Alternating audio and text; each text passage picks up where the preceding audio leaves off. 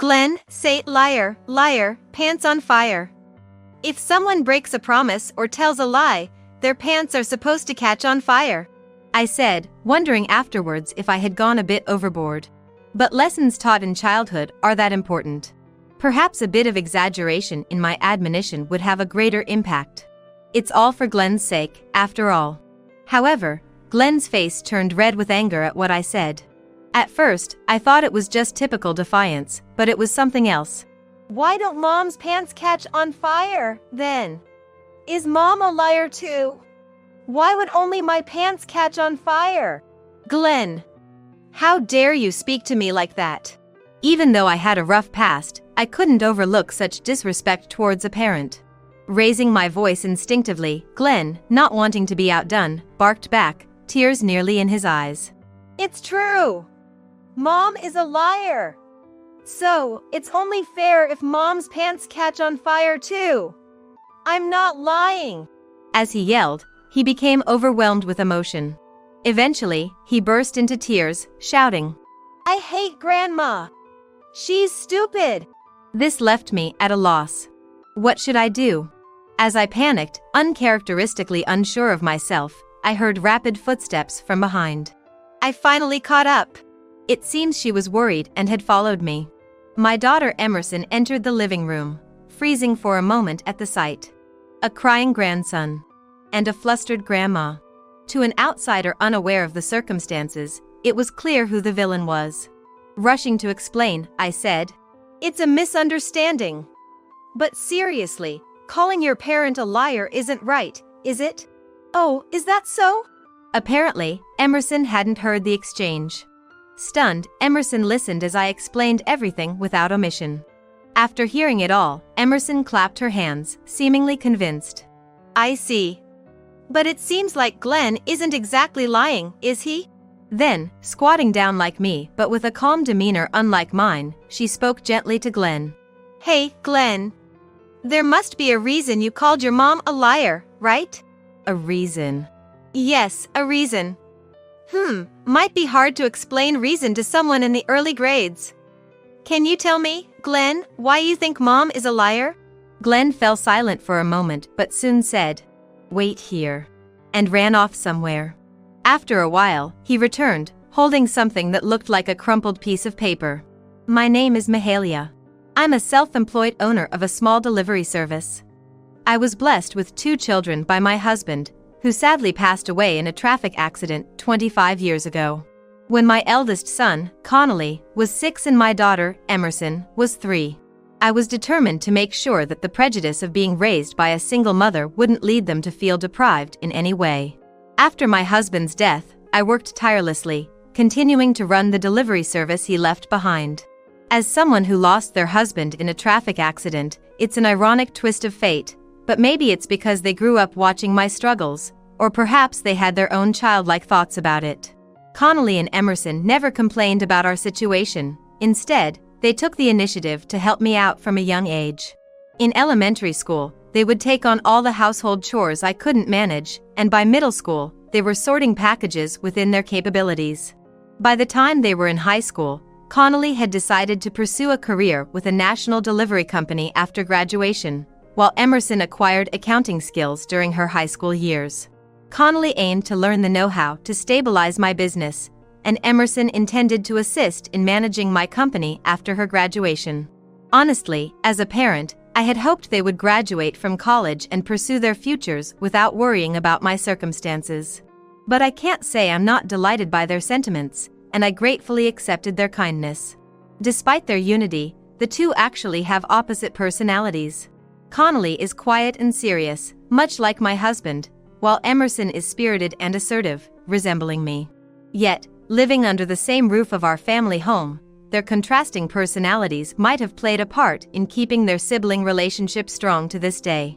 Beyond gender and personality, there's another difference between them: marital status. A few years after joining his current company, Connolly married a woman named Ashley whom he met through work, and 2 years later, they were blessed with a child. A son who looks just like Connolly, named Glenn. With the whole family living in the family home, Ashley moved in with us from the beginning of her marriage, and the arrival of Glenn made our home even livelier. Ashley, now a part of our family, is a reserved and considerate woman, a stark contrast to myself and Emerson. This difference initially caused quite a bit of confusion. It would be more accurate to say I didn't know how to interact with her. However, that feeling of awkwardness quickly dissipated because she took initiative in household chores and worked hard. Ashley and Emerson call each other by nicknames and get along well. I secretly hoped Emerson would start to desire marriage after seeing her brother's marriage and the birth of her nephew, but I remember her contradictory statement while bouncing little Glenn on her knee. Maybe marriage isn't for me.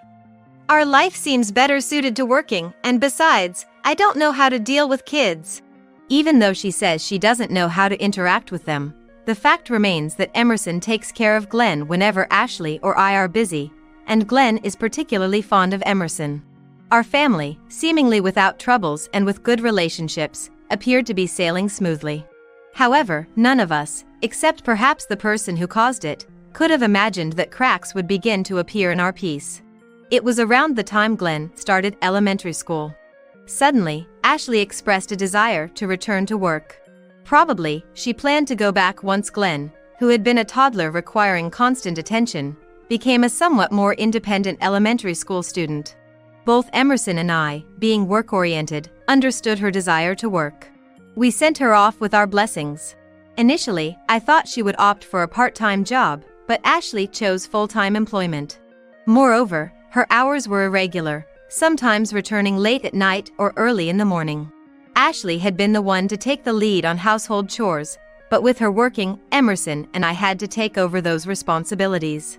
Especially for me, having more free time compared to when I was raising children, I took the initiative in taking care of Glenn. I wonder if Ashley is okay.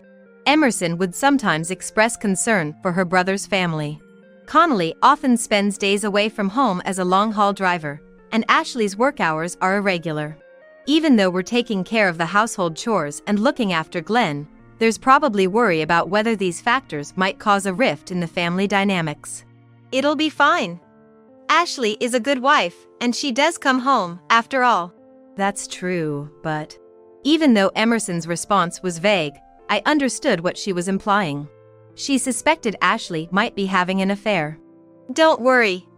Living with in-laws can be stressful, and she's probably just venting at work. I wouldn't know, though, having never experienced it myself. I tried to laugh it off, but it seemed Emerson's suspicions didn't clear up. She gave a non-committal. Maybe. In a way that was unlike her. Emerson's bad feeling turned out to be true a few weeks later. In an unexpected revelation. That day was the start of Connolly's month-long business trip out of state, a trip that had been planned in advance. Coincidentally, Ashley also had a work trip scheduled for 2 nights and 3 days starting the same day.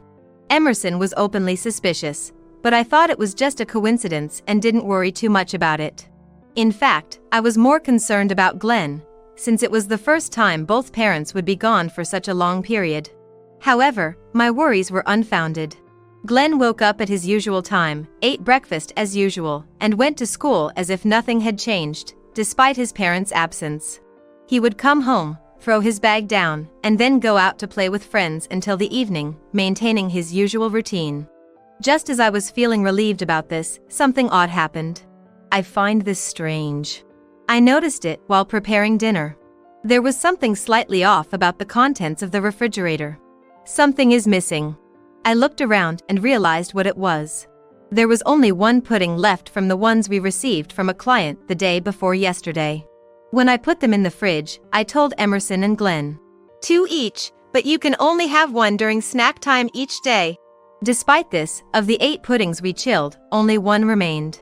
Since Emerson, Glenn, and I each had ours during snack time yesterday and today, the 2 that were supposed to be left were for Ashley. It's worth mentioning that Connolly, who dislikes sweets and wasn't counted due to the expiration date issue, wasn't considered in this equation. Mom? What's going on? You're leaving the fridge open. That's a waste of electricity, isn't it? Just then, Emerson appeared in the kitchen. A secret thought crossed my mind. Something like the criminal always returns to the scene of the crime, a cliché from detective dramas. Given Emerson's demeanor, it seemed unlikely she was the culprit. If she were, she'd better pursue a career in acting rather than accounting. Just checking something. But this didn't fully clear Emerson of suspicion. Yet, feeling somewhat like a detective myself, I couldn't show my hand just yet and closed the fridge as if nothing had happened. Watching her mother's behavior with suspicion, Emerson uttered a disinterested, "Huh," as if she had lost interest. Likely she had come for a drink in the first place. She opened the fridge door that had just been closed. But she seemed to notice the oddity too and quickly closed it again. "Hey, Mom. Did you by any chance eat Ashley's pudding?" Of course not. I raised my voice, forgetting for a moment that I had even suspected Emerson. With her eyebrows furrowed, Emerson seemed to have only meant it as a check. No need to get so defensive. I was just asking. Right, sorry. But that means... This behavior suggested Emerson likely wasn't our culprit. That left only one possible suspect. At that moment, I felt a gaze on me. Turning around, there was Glenn, peeking out from behind something. Politely enough, he had a bit of pudding residue at the corner of his mouth, which hadn't been there when snack time ended. Our eyes met. As soon as our gazes crossed, Glenn dashed off like a scared rabbit. Convinced I had found the perpetrator, I immediately gave chase. "Hey, Glenn! Wait up!" What ensued was a chase. But it was ultimately a child against an adult. Soon, the little escapee was cornered in a corner of the living room. "Glenn, don't you have something to say before you try to run?" Glenn was silent, looking for an escape but finding none. "Glenn, you ate Mom's pudding, didn't you?" "I did not," he denied fervently, unaware of the incontrovertible evidence on his face. "Don't lie. You've got pudding on your mouth." In a panic, he tried to wipe away the evidence. Such honest reactions are, perhaps, characteristic of children. But that didn't mean it was excusable. I squatted down to look Glenn in the eye, making as scary a face as possible without making him cry, and admonished him. "Glenn, say liar, liar, pants on fire. If you break promises or tell lies, everyone's pants will catch on fire," I said, thinking afterwards maybe I had gone a bit too far. But I've heard that lessons in childhood are important. Perhaps a bit of exaggeration might have a bigger impact. It's all for Glenn's sake. However, for some reason, Glenn's face turned red with anger. I thought it was just typical defiance at first, but it wasn't.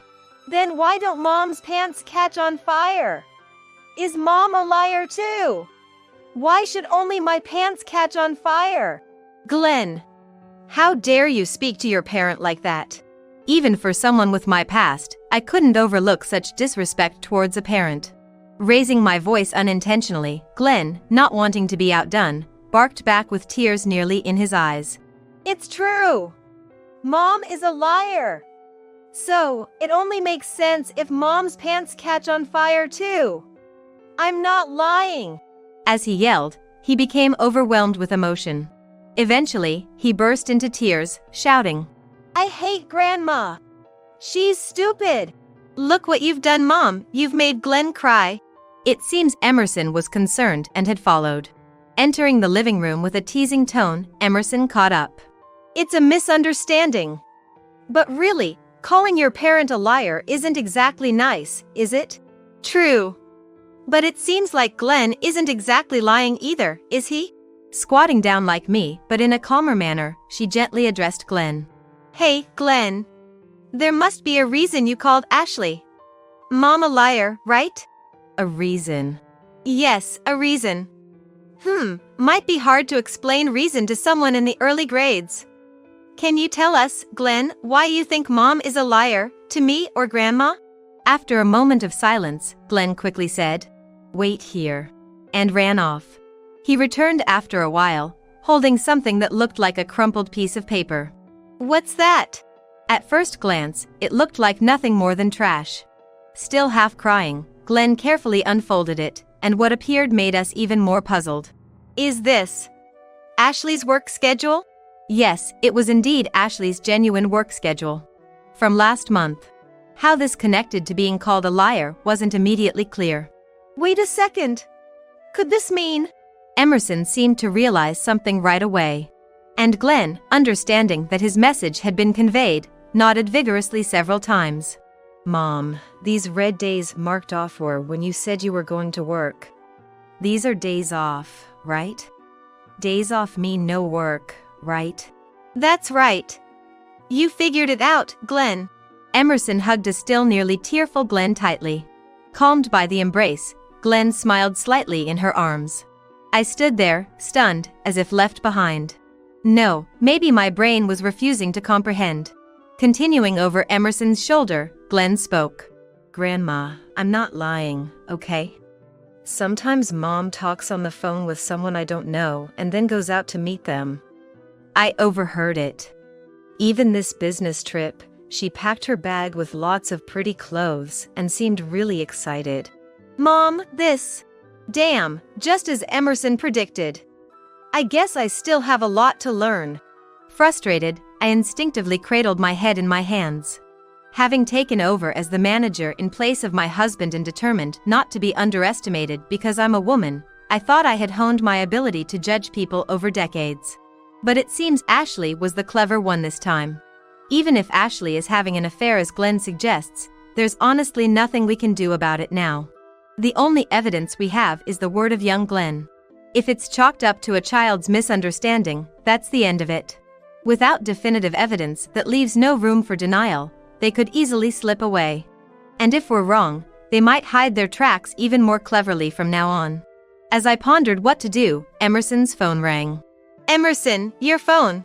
It's okay. That sound means I got a message. But excuse me for a sec. After lightly patting Glenn on the back, she stood up. Pulling out her mobile phone from her pocket, it seemed to be good news for Emerson. A sly smile crossed her face. What's with that creepy grin? Looks like our prey got caught in the net. She displayed a grin not suitable for a child to see but ensured Glenn couldn't see the mobile phone's screen. She turned towards me. Again, I found myself cradling my head. Emerson, when did you start planning this? Well, when indeed. But more importantly, Mom, call bro. Ask him to come back as soon as possible, before Ashley returns. Yeah. You sure are demanding. Sighing for what felt like the umpteenth time, I activated my mobile phone. It felt wrong to disturb work for this, but it was a crisis for my son's family. Shaking off the hesitation, I dialed Connolly's number.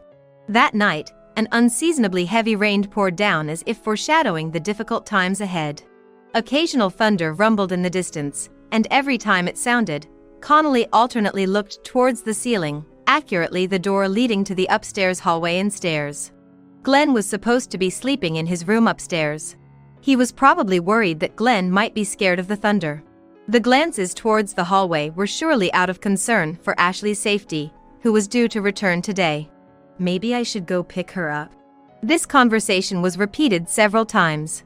With the heavy rain, there was concern that buses might be halted. Too severe for her to make it back on her own. Driven by such concerns, Connolly repeatedly tried to go to the nearest bus stop to pick up Ashley. But Emerson and I desperately stopped him. If you go to pick her up now, everything will be over. Plus, if Ashley was really in trouble, she'd at least send a message, I argued. Exactly. Bro, why did you rush back from work if not for this? Emerson added. It's not like I abandoned anything. I made sure to finish up what I could before coming back, Connolly defended himself. This exchange was repeated numerous times. Amidst the sound of the rain, it seemed like we heard the front door unlocking. Instantly, the three of us fell silent. Listening closely, the sound of the door opening was followed immediately by Ashley's voice saying, I'm home. Emerson signaled with her eyes. I'll go. Pretending to be the concerned sister rushing out to greet Ashley, who had returned in the heavy downpour. Welcome back, Ashley. You're soaked, aren't you? Here, take this towel. Thanks, Emerson. I thought I'd be okay, but my umbrella didn't help much. My carry-on got wet too. Can I just leave it in the entrance for now? No problem. If we prioritize the carry-on and you catch a cold, I'll get scolded by bro. Laughter was heard. It hardly sounded like a conversation between those about to confront and be confronted. Connolly next to me still looked anxious. I had briefly explained the situation over the phone at that time, and Emerson had shown him the thing she had obtained. So, he should know what's about to happen. But understandably, he was anxious. Their voices, almost mocking Connolly's state of mind, approached the living room. As the door connecting the hallway and the living room opened. Ah, hello! Welcome back, Ashley. Welcome back, Mom. We greeted Ashley as neutrally as possible, trying to hide any emotion in our voices. Perhaps surprised by my presence and Connolly, who wasn't supposed to be back yet. Her face stiffened in shock. But soon, she put on a forced smile. I'm back, Mahalia. Wow, this rain is terrible. Did Connolly come back because of the rain, too? Ashley acted as if nothing was amiss, unaware that everyone else knew everything. Ashley, there's something I need to confirm. You were on a business trip, right? Ashley's hand, holding the towel, paused momentarily, but then resumed. What are you talking about, Connolly? Are you and Mahalia possibly misunderstanding me for cheating? She waved her hand in denial, pretending nothing happened. Unable to tolerate such obvious acting any longer, Emerson behind Ashley presented her mobile phone. Can you still keep up this act after seeing this, Ashley? Ashley's face turned pale. Displayed was a single image. Though taken from a distance and likely zoomed in, the quality was clear thanks to modern technology. It unmistakably showed Ashley arm in arm with an unfamiliar man, looking intimate. Sorry, but something was off with your behavior, Ashley, so I asked someone from another delivery service to keep an eye out. You said you didn't have any brothers, right? Even if that was your dad, he looks way too young and nothing like you. So, Ashley, who is this man? Who? He's a colleague from work. A colleague? Do married people these days link arms with their colleagues and do this and that? With deliberate exaggeration, ensuring Ashley couldn't escape, Emerson started sliding through the photos one after another. What appeared next were scenes of the two walking through bustling streets, looking very much like a couple. Some photos even captured them kissing without concern for onlookers or entering what appeared to be a hotel on a different day. See, here's the evidence. Wouldn't it be better to just come clean? Emerson pressed Ashley with a look that seemed devilishly delighted at having found her toy. I couldn't help but wonder whom she had taken after at that moment. Shut up, you single woman! With those harsh words, Ashley shrugged off Emerson's arm. Ashley's sudden change caught Connolly, Emerson, and even me by surprise, freezing us in shock for a moment. Yeah, you're right. I was having an affair. Are you happy now? Ashley? Let's calm down, okay? Calm down? What are you talking about, you worthless husband? I married you for your money. And I never wanted kids, but you went and screwed that up too. What are you going to do about it, huh? The slap resounded as loudly as the rain, leaving a silence dominated only by the downpour. My palm throbbed with delayed pain. When was the last time I had slapped someone? Perhaps when Connolly or Emerson was young? Or even earlier? But that didn't matter now. Enough of this, you're embarrassing yourself. I quietly observed Ashley, who was touching her slapped cheek. In her shocked eyes, my stern gaze was reflected sharply. You married for the money? Marriage isn't something you trivialize. It's about wanting to spend your life with someone, regardless of their income. If you love money so much, marry it. Is your affair partner richer than Connolly? Then go, marry him right now. Snorting, it seems Ashley recovered from the shock of being slapped. She gritted her teeth and glared at us with all her might. But to me, this was nothing more than a puppy trying to seem fierce, especially compared to the opponents I faced back in my rebellious days. Fine. I'll leave this house myself. With those words, Ashley threw the towel she was holding and stormed out to the hallway. Soon after, the front door was slammed shut, as loudly as the rain. The living room returned to a state where only the sound of rain prevailed. Emerson, who had remained silent until now, finally spoke. Bro. Perhaps worried that her well-intentioned actions had inadvertently hurt her brother more than expected. Tentatively, she reached out to Connolly, who quietly stood up from the sofa. Sorry, Emerson, Mom. I'm going to my room. Connolly, looking utterly defeated, followed Ashley out to the hallway. His ascent to the second floor was visible through the open door, indicating he truly went back to his room. Mom, Emerson's previous bravado was nowhere to be seen. Uncharacteristically, Emerson looked as if she was on the verge of tears. I pulled her close and hugged her. You did nothing wrong. Sooner or later, that woman's true nature would have been revealed.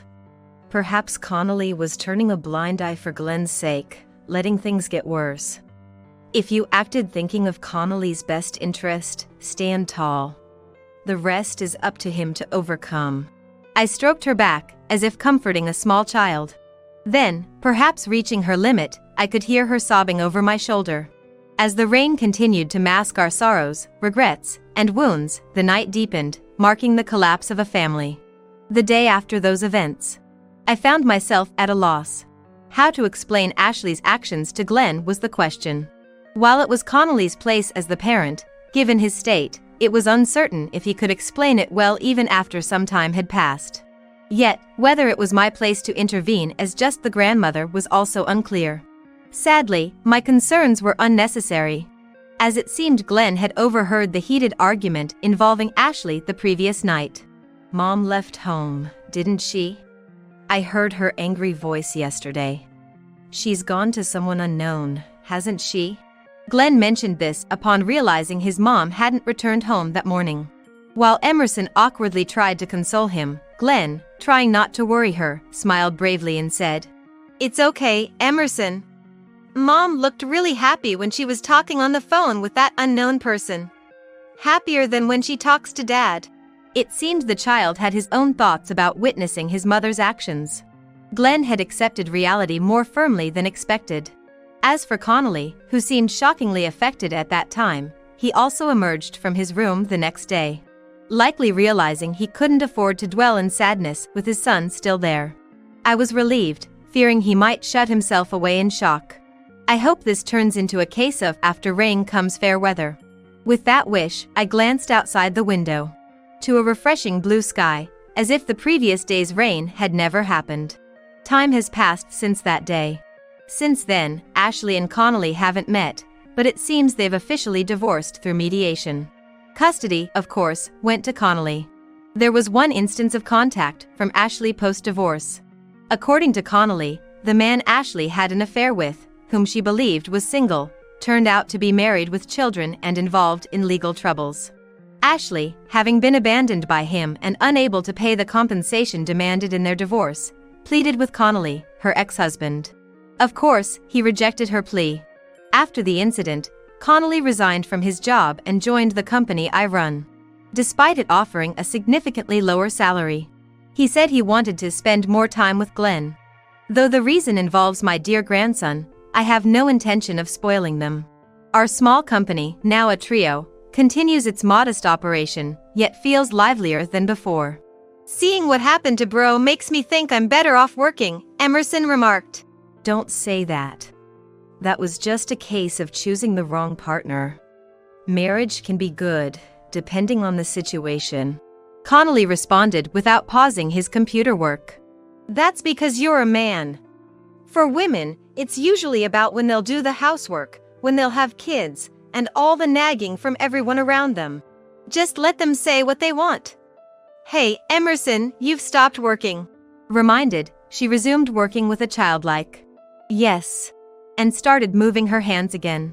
Then, the hurried footsteps of a child approached. "Grandma, I've finished folding the clothes." Is that so?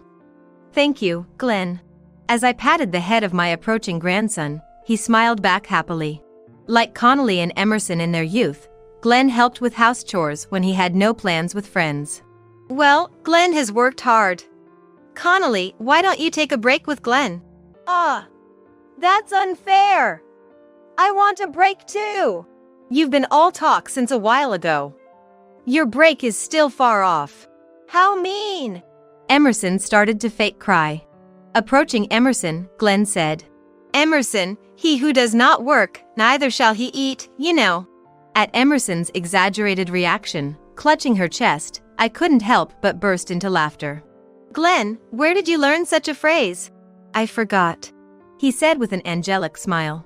Glenn managed to make not only me and Connolly but even Emerson laugh along. After the turmoil with Ashley, I wondered what would become of us, but here we are, the four of us, sharing laughs together. Our days are not without challenges, but they are filled with joy. Have we really reached after rain comes fair weather? I hope that this ground we've settled on remains solid, allowing our peaceful days to continue.